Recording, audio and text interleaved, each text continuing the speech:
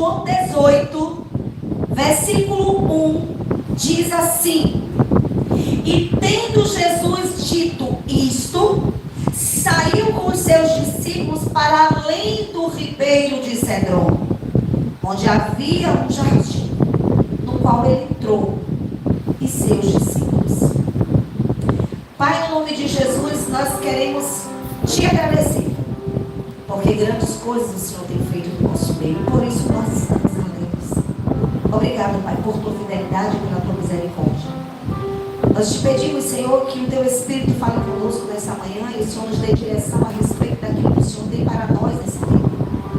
Senhor, fala conosco e por isso eu apresento a minha vida ao Senhor e quero declarar, Senhor, confessar que eu não sei pregar, mas eu sei que o teu Espírito, ele se move no meio do teu povo. Quando ele encontra corações dispostos a obedecer, o Senhor faz. Eu quero apresentar essa palavra, Senhor, ela é a tua palavra. E este povo, eles são o teu povo. Então, por amor do teu nome, segundo a tua misericórdia, fala conosco nessa manhã. Mais uma vez, no nome de Jesus. Amém, irmãos? Amém. Vamos lá. Presta atenção. Irmãos, antes de Jesus ser crucificado, Jesus vai a Jerusalém para cumprir aquilo que estava escrito a seu respeito. Jesus, ele entra em Jerusalém montado em um jumentinho, e ali o povo começa a aclamar o Messias e o Rei.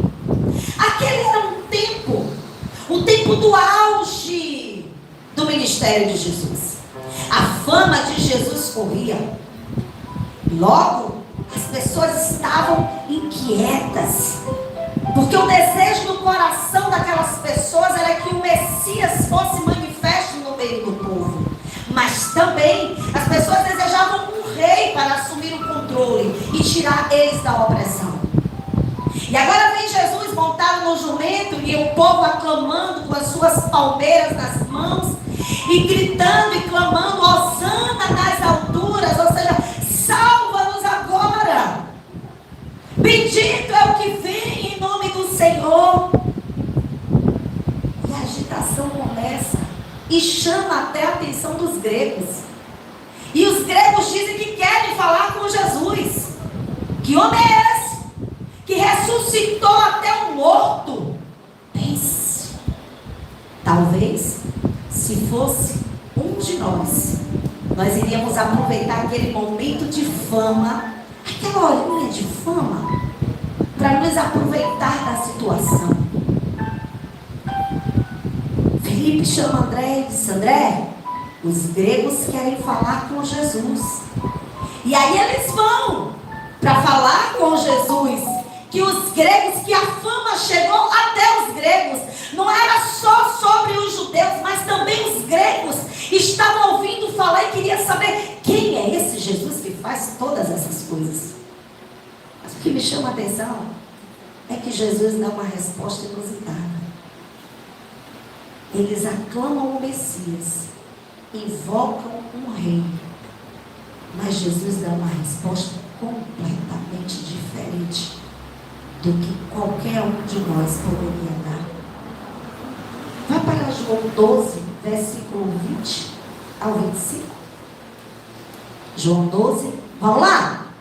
Ora, havia alguns gregos entre os que tinham subido a adorar no dia da festa.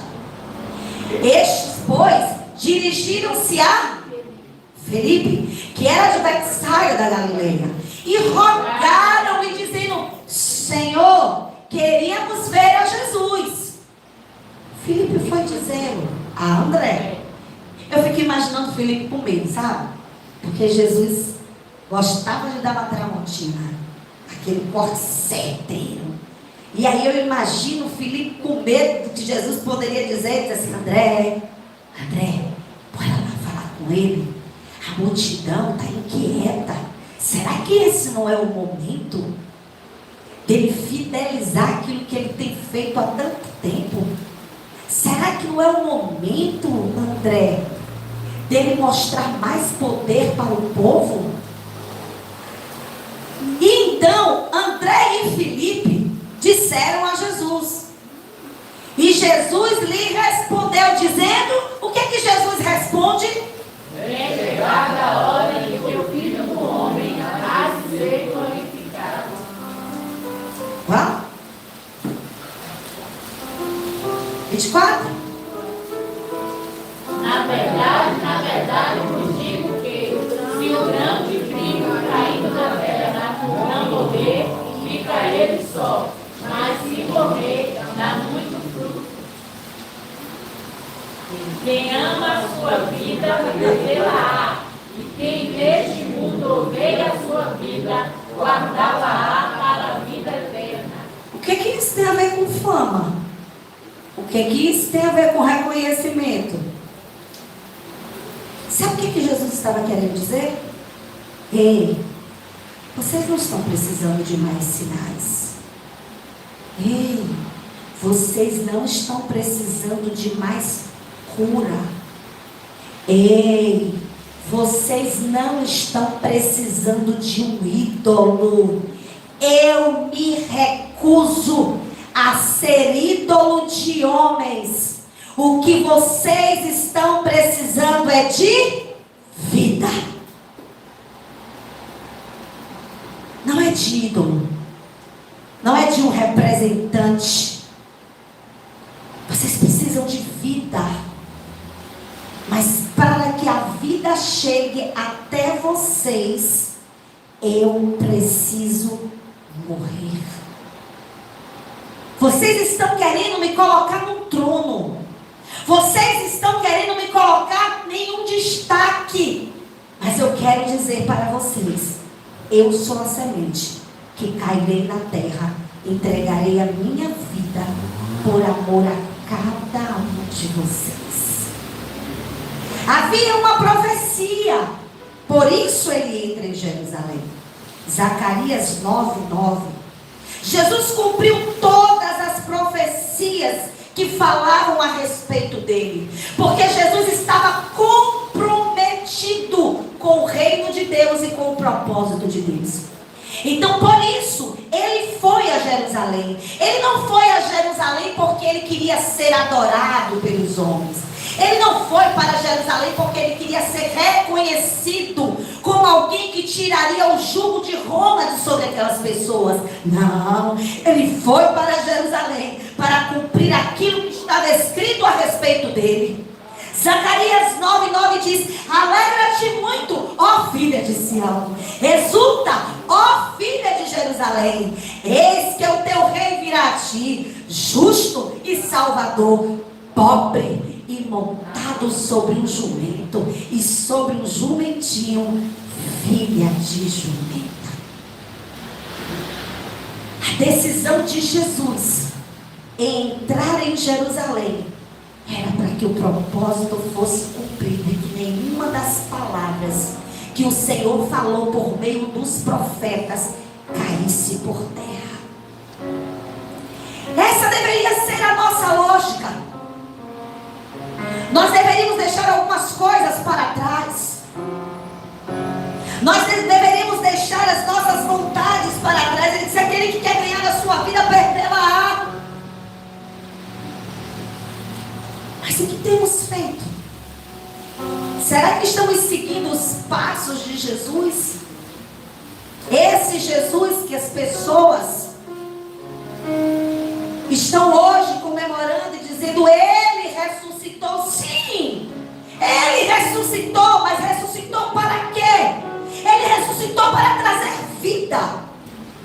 Ele ressuscitou para que as nossas vidas fossem transformadas. E deixa eu lhe dizer, meu querido, eu já abro um parêntese aqui.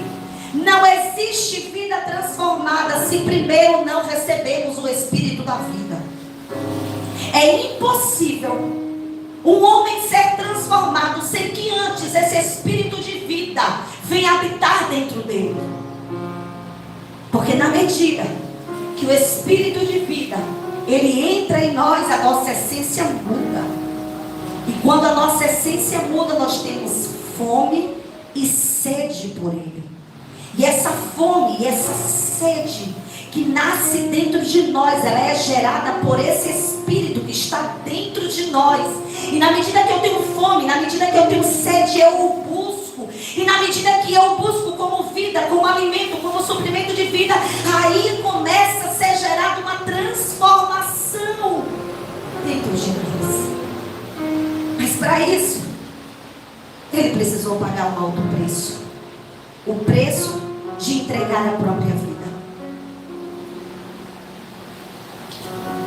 É por meio da vida que nos reconectamos a Deus. E é por meio da vida que nós achamos o favor de Deus. Mas a vida, ela só pode ser liberada se o grão de trigo cair na terra, morrer. O que eu acho interessante é que Jesus, ele entra em Jerusalém, é aclamado como Messias e Rei, mas decide sair dali, passar pelo ribeiro de Cedron, para ir até um jardim. E jardim é o lugar onde sementes são semeadas. Jardim é lugar onde sementes morrem para gerar vida. Só que entre você deixar para trás a glória dos homens para entender o propósito de Deus e cumprir o propósito de Deus, você precisa passar por um vale chamado Vale de Cedron. Esse é o problema. Nem todos querem passar pelo vale da dor. Nem todos querem passar por Cedron. Porque passar por Cedron fala sobre transicionar. Você deixar para trás a glória que os homens podem lhe oferecer para morrer para as suas vontades e viver aquilo que o Senhor tem para a sua vida. Olhe para o seu irmão e diga: meu irmão, é necessário passar por Cedron. Meu irmão, abandone os atalhos, porque o caminho da verdadeira glória passa por Cedron. Abra sua Bíblia aí, 2 Samuel 15, versículo 13. Cedron aponta para escolhas. E nem todos querem fazer as escolhas certas. Porque tem escolhas que geram dor. Tem escolhas que ou me levam para o deserto, ou me levam para o jardim da prensa. Esse é o problema. É deixar para trás algumas coisas que aparentemente são boas, são agradáveis. Passar por esse vale de decisão para ir ou para o deserto ou ser esmagado no jardim. 2 Samuel 15, versículo 13, 14, 23, 25 e 26. 2 Samuel 15, 13 e 14. Vamos lá? Leiam aí. Então veio o mensageiro a Davi dizendo: o coração de cada um em Israel segue Absalão. 14. Disse, pois, Davi a todos os seus servos que estavam com ele em Jerusalém: levantai-vos e fujamos, porque não poderemos escapar diante de Absalão. Dai-vos pressa a caminhar, para que porventura não se apresse ele e nos alcance, e lance sobre nós algum mal, e fira a cidade a fio de espada. Versículo 23. E toda a terra chorava a grandes vozes, passando todo o povo. Também o rei passou o ribeiro de Cedron, e passou todo o povo na direção do caminho do deserto. 25 e 26. Então disse o rei a Zadok: torna a levar a arca de Deus à cidade. E se acha graça nos olhos do Senhor, Ele me tornará a trazer para lá e me deixará ver a ela e a sua habitação. Se, porém, disser assim, não tenho prazer em ti, eis-me aqui, faça de mim como parecer bem aos seus olhos. Meu Deus! Essa fala é a fala de quem tem um propósito. Absalão trai seu pai, toma o seu palácio. E a preocupação de Davi era poupar não só a sua vida, como o povo da cidade. Ele disse: vamos depressa, vamos sair. Vamos sair, sabe por quê? Porque Absalão pode chegar e pode ferir o povo da cidade. Então, para poupar o povo de Jerusalém, ele sai depressa, mas ele sai chorando. E Davi entende que era Deus no negócio.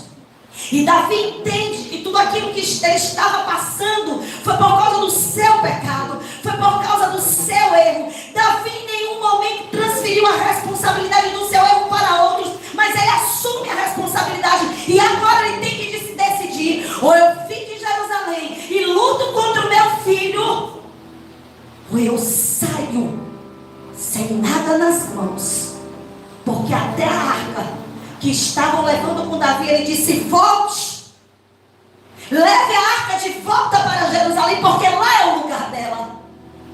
Volta com a arca, deixa ela lá. Era Davi dizendo: Deus não tem nada a ver com o que eu fiz, eu estou sofrendo as consequências do meu erro. Sabe qual é o problema de passar por Cedron, irmãos? É entender que por vezes Deus vai me fazer passar por lugares de decisão e ir para o deserto para sofrer as consequências das minhas más decisões. E Deus não tem nada a ver com isso. Ele disse: pegue a arca e leve de volta, porque o lugar dela é lá. Eu sairei, mas a arca fica na Aramaço. Porque Deus não pode ser movido do seu lugar por minha causa. Sabe qual é o nosso problema? É que tomamos decisões erradas, buscamos a glória dos homens, fazemos coisas erradas, e quando entramos no processo da disciplina, a gente não sabe decidir pela coisa certa. A coisa certa é lançar as armas para baixo e se submeter à vontade de Deus. Esse era o Davi que estava dizendo: se porém disser assim, não tenho prazer em ti, eis-me aqui, faça de mim conforme bem parecer aos teus olhos. Esse era alguém que estava transicionando, passando pelo vale da dor, mas consciente que a vontade de Deus é soberana e que Deus faz segundo o seu querer, e não é Ele quem tem que se adequar a mim, sou eu que preciso me adequar a Ele. Foi por esse mesmo vale que o nosso rei passou. Foi esse mesmo vale, o vale da dor, o vale de quem conhece o que é traição, irmãos. Jesus sabia que estava sendo traído. Ele poderia levantar uma revolução. Aquele era o tempo do auge do seu ministério. Ele poderia convocar homens para a guerra. Ele poderia dizer: eu vou assumir o trono, mas ele não quis. Ele quis fazer a vontade do Pai, como Davi também disse. Só que para isso, você precisa ter coragem. Para isso, você precisa entender quem está no controle. Para isso, você precisa entender que o Deus que te faz passar pelo Cedron é poderoso para derramar depois a sua glória e me honrar, irmãos, pela sua obediência. Isso é a atitude de quem confia. Isso é a atitude de quem sabe quem é Deus, quem tem revelação de quem é o Senhor, e não fica titubeando: será, será? Não, Ele vai fazer, porque Ele é fiel e não passa pelo Cedron. Deixa para trás tudo aquilo que não acrescenta e segue. Foi passando pelo vale de Cedron que Davi saiu do palácio. Davi não resiste. e porque você está resistindo a transicionar. Por que nós resistimos tanto à vontade do Pai? Por que colocamos tantas desculpas para não passar o outro lado do vale? Você não está vendo que o lado de cá não está servindo? Que as coisas não estão dando muito certo? Será que você não tem essa consciência? Que esse é o momento de você lançar toda a sua força humana fora e parar de contender com Deus. Irmãos, se Davi insistisse em ficar em Jerusalém para lutar, para manter um trono à força, ei, nem sempre o Senhor quer você na mesma posição. E às vezes Deus nos tira de posições que Ele mesmo nos deu para nos ensinar que quem manda é Ele. E Ele tira e Ele dá. É Ele aquele que nos faz assentar em lugar de príncipes, mas também é aquele que abate. O problema é, você está disposto a entender o trabalhar de Deus? Davi foi para o deserto, mas Jesus foi para o jardim. Jardim é lugar de semeadura, mas aquele jardim era especial. Naquele jardim, primeiro ele tem que passar pelo processo da decisão de não aceitar a glória dos homens. Ele transiciona mesmo na dor. Ele decide ir para o jardim, para ser a semente que seria semeada. Porém, nesse jardim a semente não foi somente semeada, mas ela também foi esmagada. Porque aquele lugar era o lugar da prensa de azeite. O melhor óleo sai nas 3 primeiras prensas. Por isso que ele ora 3 vezes. Por 3 vezes ele vai orar diante do Senhor, mesmo sentindo a dor da traição, mesmo sabendo que seria separado do seu pai por um momento, mesmo sabendo que ele estava se doando para aqueles que não o honravam. Mas ele decidiu passar. E ele nos ensina, e foi isso que ele disse para Filipe e para André: aquele que quiser ganhar a sua vida, perderá. Que vida é essa? É a vida da alma, é a vida do ego, é a vida da sua própria vontade, do seu próprio querer. Jesus teve que renunciar à vida do ego. Jesus precisou renunciar à sua própria vontade para viver a vontade do Pai. Pedimos tanto que o Senhor nos abençoe. Na verdade somos abençoados, mas poucos vivem a realidade daquele que é realmente abençoado. A experiência, na realidade somos abençoados, mas viver a experiência é uma outra coisa. Viver a experiência depende de decisões. Viver a experiência depende da submissão à vontade de Deus. Davi pôde viver toda a glória que o Senhor tinha para a vida dele, porque ele entendeu os tempos e ele soube o momento de se retirar. Ele entendeu que aquele momento era o momento da transição e ele precisava decidir. E Jesus, não aceitando glória de homens, passou também pelo cedron, pelo lugar da decisão, para ser prensado como azeite, para que a vida fosse liberada. E que vida é essa? É a vida no Espírito. Porque essa é a tipologia, essa é a figura do azeite. É o Espírito que nos preenche. Se o azeite não fosse prensado, não teria óleo da unção. Então ele precisava ser esmagado para que a vida fosse liberada. Um faz a transição para se esconder. O outro, em entrega a sua vida pelo propósito. E você? Quem é nessa manhã? É um fugitivo? Ou alguém que quer viver o propósito de Deus? Olha para o seu irmão. Diga: ei, meu irmão. Fale com carinho. Quem é você nessa manhã? É um fugitivo querendo livrar a sua pele? Ou é alguém que quer cumprir o propósito de Deus? Um foge para o deserto porque não queria morrer. O outro vai para o jardim porque decidiu morrer.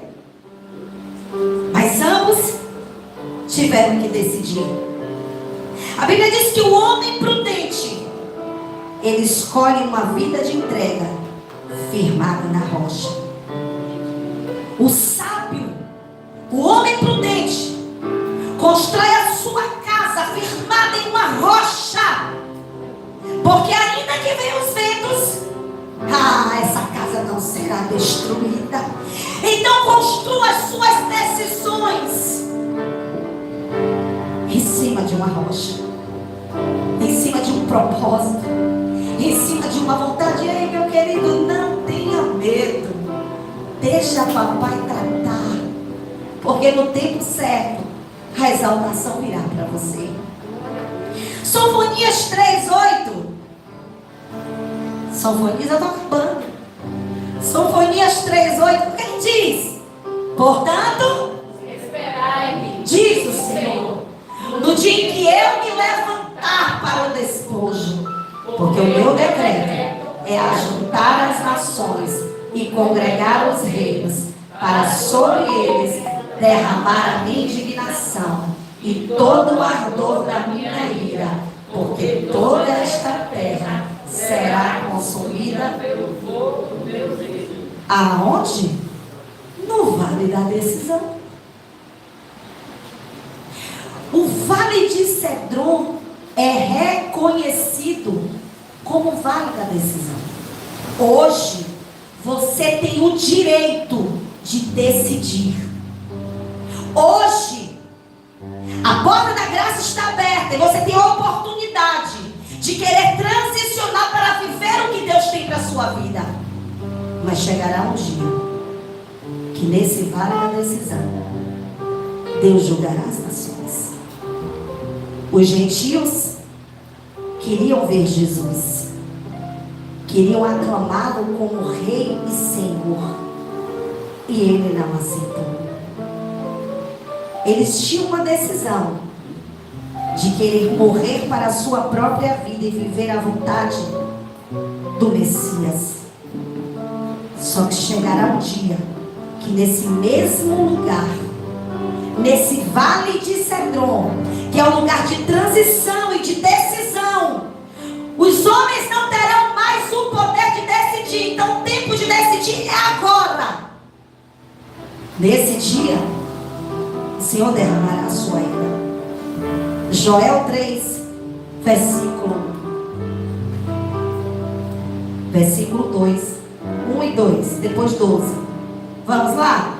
Porque eis e naquele tempo em que removerei o cativeiro de Judá e de Jerusalém, congregarei e as farei descer no vale. O vale de Josafá é conhecido como o vale de Cedron pelos estudiosos. E é nesse lugar que o Senhor derramará a sua ira e julgará as nações. As nações gentias. Ei, hoje você decide. Amanhã você não terá mais poder de decisão. Porque quem vai decidir é Ele. E a decisão dele será julgar as nações gentias. E ali, com elas entrarei em juízo, por causa do meu povo e da minha herança, Israel, a quem elas espalharam entre as nações e repartiram a minha terra. Versículo 12, 13 e 14. Suscitem-se os gentios E subam ao vale de Josafá, pois ali me assentarei para julgar todos os gentios em redor. Lançai a foice, porque já está madura a seara. Vinde, descei, porque o lagar está cheio, os vasos dos lagares transbordam, porque a sua malícia é grande.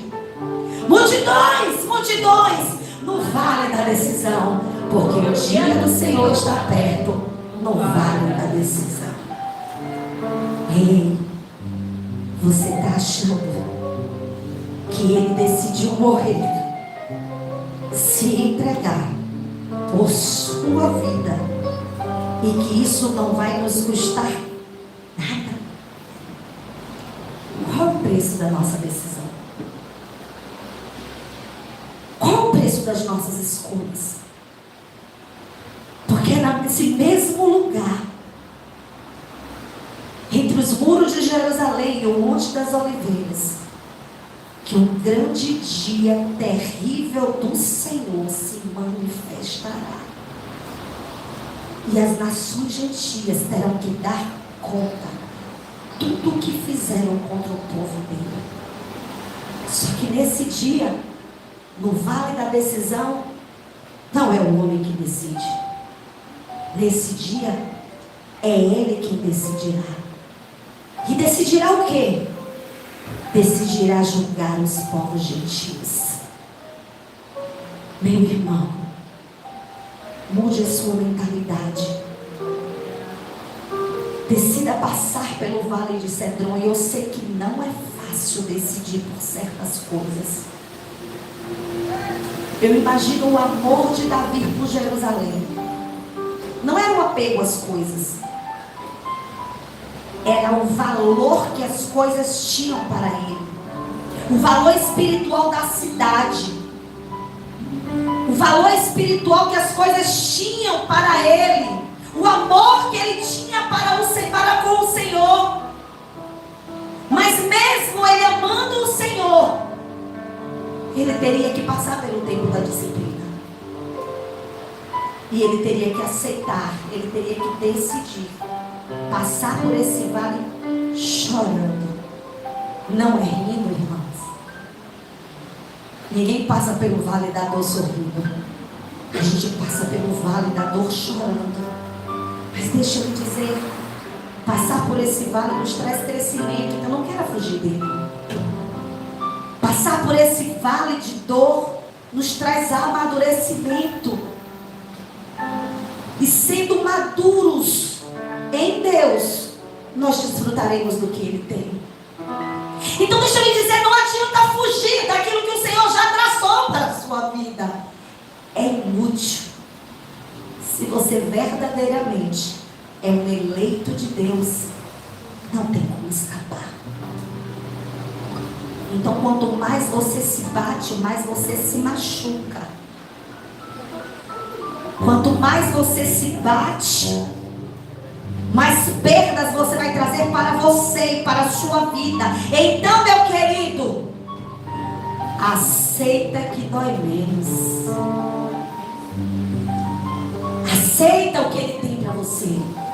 Se submeta ao que Ele tem. Você vai ver que ainda passando por essa transição de dor, vai chegar um tempo que a honra do Senhor vai ser manifestada na sua vida.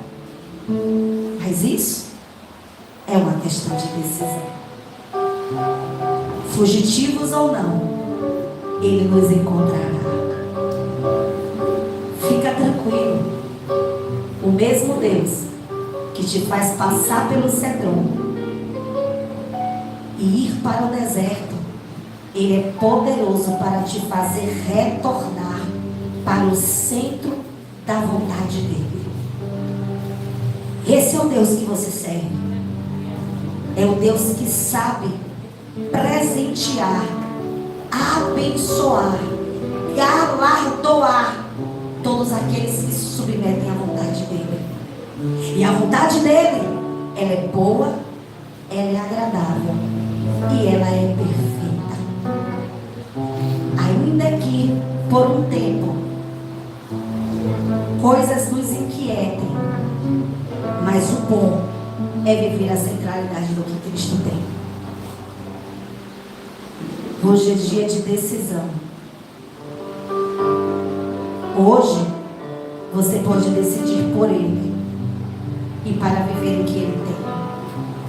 Mas você pode dizer, mas eu já tenho Cristo.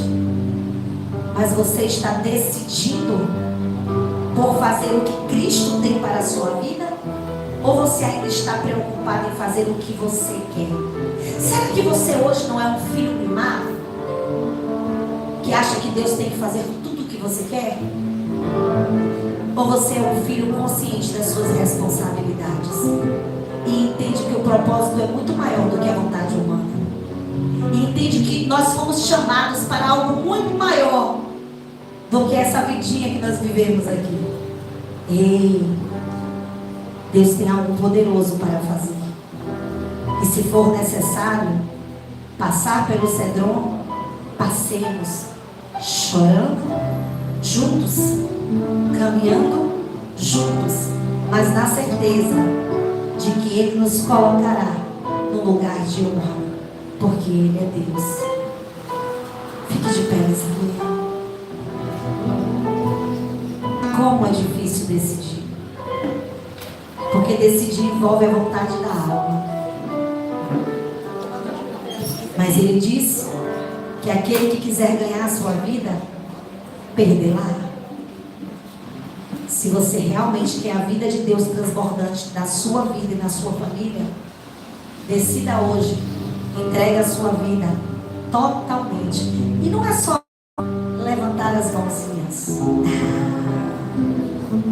Nem sempre levantamos as mãos e entregamos a vida.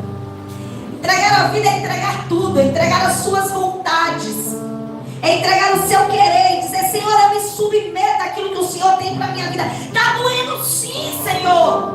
Está sendo difícil sim, mas eu reconheço a sua soberania e eu passarei por esse vale. Porque eu sei que quando eu voltar, voltarei mais forte, voltarei mais consciente. Feche os seus olhos nessa manhã. Deixa que o Espírito de Deus te aquiete.